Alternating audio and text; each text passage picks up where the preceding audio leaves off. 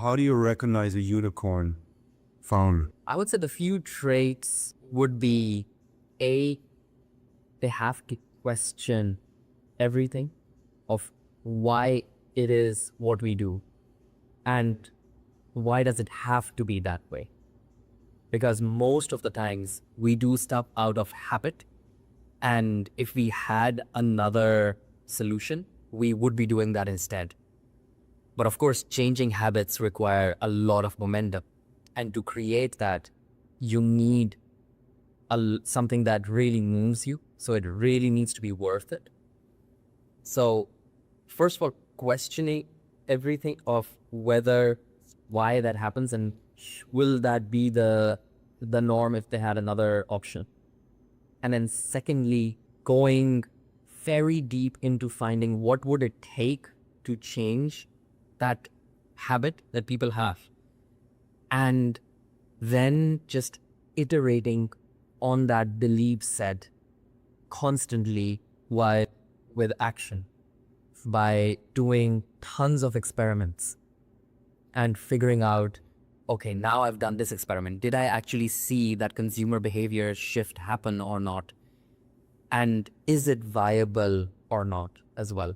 So those are, I think, one of the main things, because to become a unicorn founder or so on, you would have to be changing the lives of millions of people. I would say a billion might be a bit too much.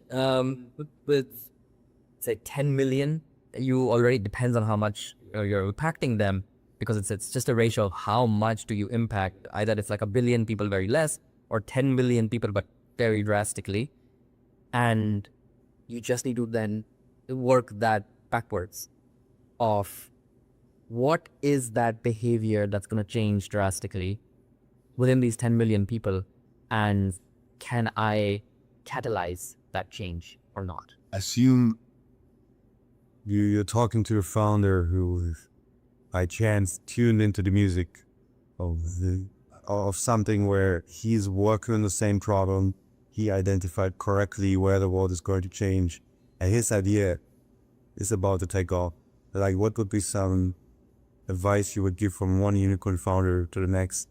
I would say, like, this is about to happen. Here's some things you can armor yourself with that maybe you would have liked to have in the beginning of that chat. Does that question make sense to you?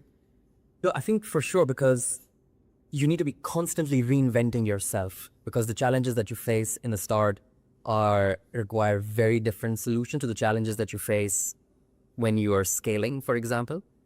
And building up the right structures around you is super critical to your success, because at the end of the day, if you do not have a certain set of structures that keep you grounded and allow you to adapt and help you see whether you're doing, how you're performing on as yourself and not as the business, you'll come crashing down pretty fast.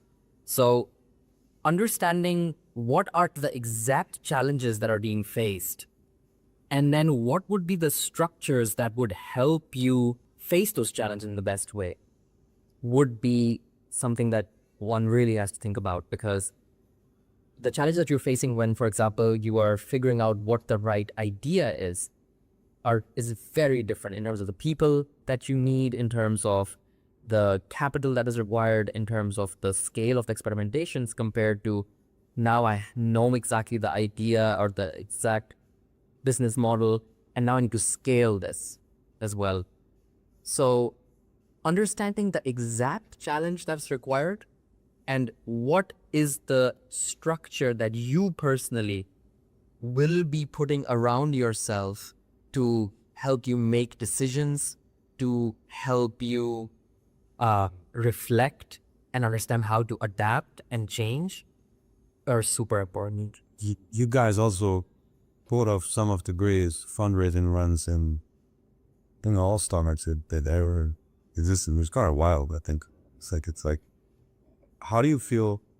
What advice would you give somebody who was raising? And what was something you learned from being a part of this crazy adventure about the about raising people. That makes sense. Yeah, I think Yeah, do you think you now have that maybe probably you didn't have before you raised?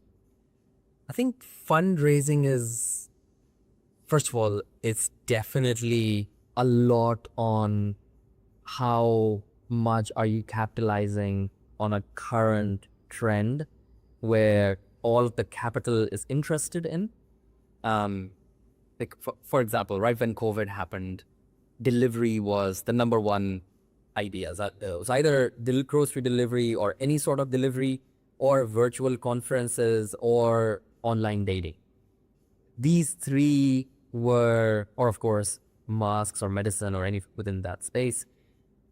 These four were industries where you, as long as you had an idea that made a bit of sense, you had a lot of capital available because people really understood that they could make a very quick return on their capital. When COVID finished, you had a very sharp decline on these last mile logistic companies, online video conferencing companies.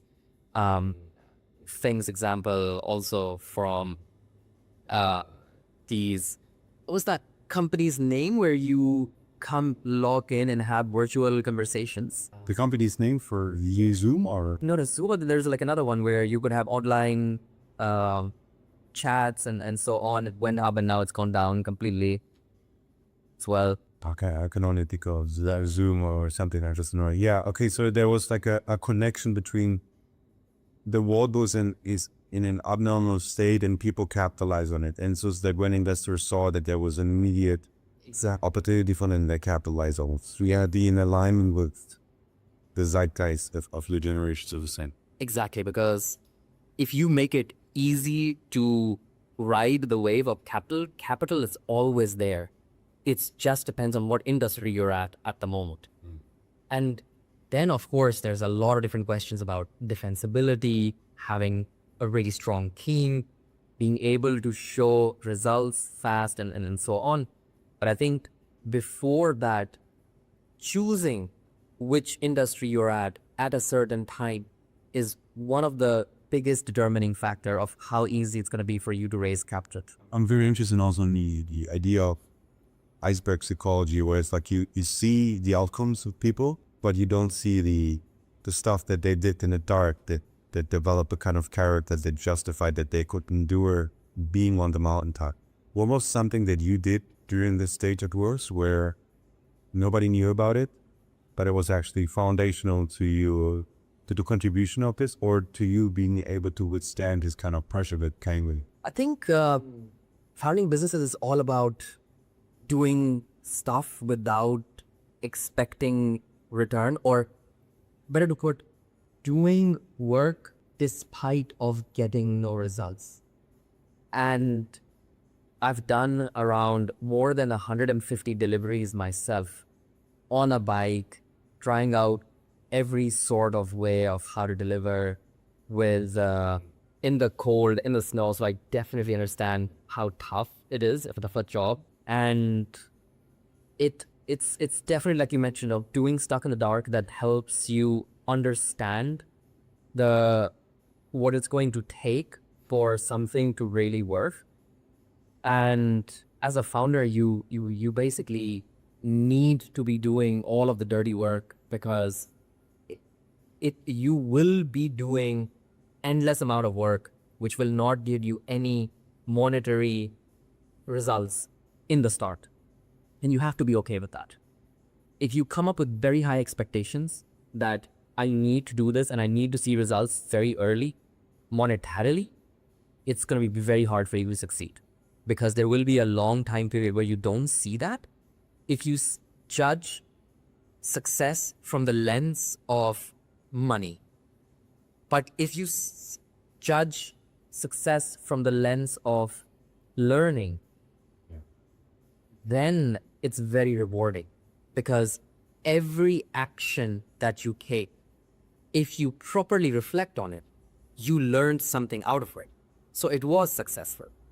Even if you failed in all of the dimensions of, you didn't get any customers, users acquisitions, money, etc., etc. So there's a lot of work that goes in the dark within that space. And I think usually you only get rewarded for your success when you've already succeeded since a long time. But external success comes much later, and you cannot be judging with that lens, the star.